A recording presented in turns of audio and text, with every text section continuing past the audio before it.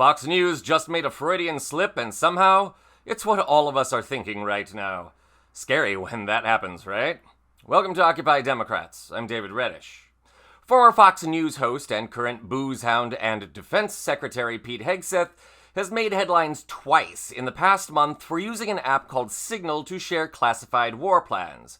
After the initial humiliation in March, this past weekend saw Hegseth embarrassed yet again amid revelations that he had again used Signal to discuss classified attack plans. This time with a group of 13 people that included his wife, lawyer, and brother. Incidentally, none of them have any kind of security clearance, and even if they did, the use of Signal violates government protocol. Confronted about that report yesterday, here's what Hegseth had to say on the White House lawn. This is what the media does. They take anonymous sources from disgruntled former employees, and then they try to slash and burn people and ruin their reputations. Not going to work with me, because we're changing the Defense Department, putting the Pentagon back in the hands of warfighters, and anonymous smears from disgruntled former employees on old news doesn't matter. The fallout from the report continues well into today. New reports reveal that Hegseth used the chat on his personal cell phone, not a secured and cleaned government device. Hegseth also fired two high-level Pentagon employees over the weekend, Dan Caldwell and Darren Selnick, which Hegseth accused of leaking information. There is no evidence, for the record, to support that claim. At the time of this report, it remains unclear who notified the media of Hegseth's transgression against national security. No wonder Fox News is making Freudian slips. Stay with us.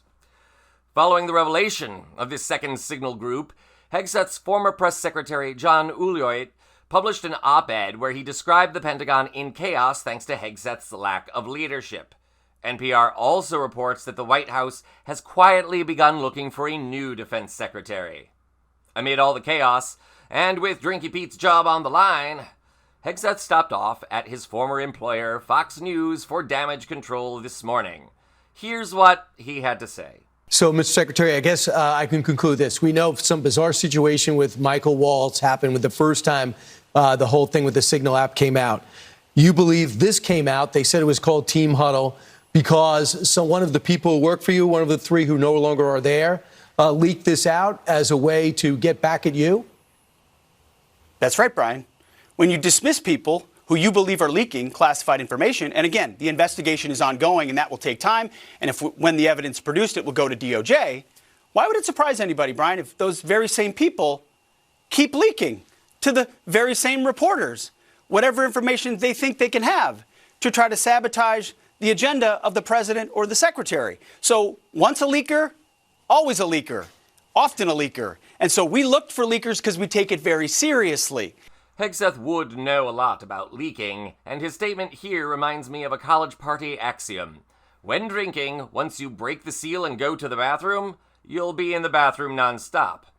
I'm sure Trump's DUI hire is of the same mind. It's also interesting that he obfuscates the real issue here. That classified information was shared with people who didn't have security clearance. That's the scandal, not the leak itself. Anyway, that's not even the biggest embarrassment in the interview. Have a look at Fox host Brian Killmeade's introduction to Hegseth. Here to set the record straight himself, the current Secretary of State, Pete Hegseth, former host right here on Fox and Friends. Pete, hey, great Brian. To see you, Mr. Secretary. Great to see you. Did you catch that? Let's look at that again. Here to set the record straight himself, the current Secretary of State, Pete Hegseth, former host right here on Fox and Friends. Pete, hey, great Brian. To see you, Mr. Secretary. Great to see you. Kilmeade, in case you missed it, referred to Hegseth as a former secretary right there. Maybe that's his way of breaking a news story? Maybe he knows something that the rest of us don't know. It's hard to say as of yet.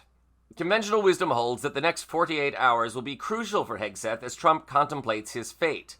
As a reminder, Trump went through 3 defense secretaries in his first term alone, and that's not counting 4 others that served as acting director in the role. In other words, the future does not look good for Hegseth in his current job. But here's the bigger question. In the first Signalgate scandal, the one that saw Atlantic editor Jeffrey Goldberg accidentally added to the chat, it was not clear who added him. Now consider this new mess that saw Hegseth's wife, brother, and lawyer added to the group. Who would have plausibly added all of them? Who would even have access to their contact information? And more importantly, why were they added? So think about this. The one person who would have known to include all of them is Pete Hegseth. More importantly, the one person who also had a motive to add them was also Pete Hegseth. Had someone else added his wife as some kind of smear or attempted setup, don't you think she would have told Pete so he could rectify the situation? Ditto his brother and his lawyer. No, Pete Hegseth is the obvious culprit here, and his motive is also obvious. Vanity. He wanted to show off to his brother and his lawyer and his wife. Maybe he thought it would help their sex life. It would confirm his status as a warrior bringing war back to the Pentagon, right? But the only real war Hegseth has brought to the Pentagon is an internal one. Here's hoping Trump finally bans the boozer to protect the security and dignity of the nation. And on the upside, Pete will likely get a book deal and a news program talking head spot out of this. Not to mention, he'll also have time to hit up Betty Ford. The Pentagon will need it too. I'm David Reddish.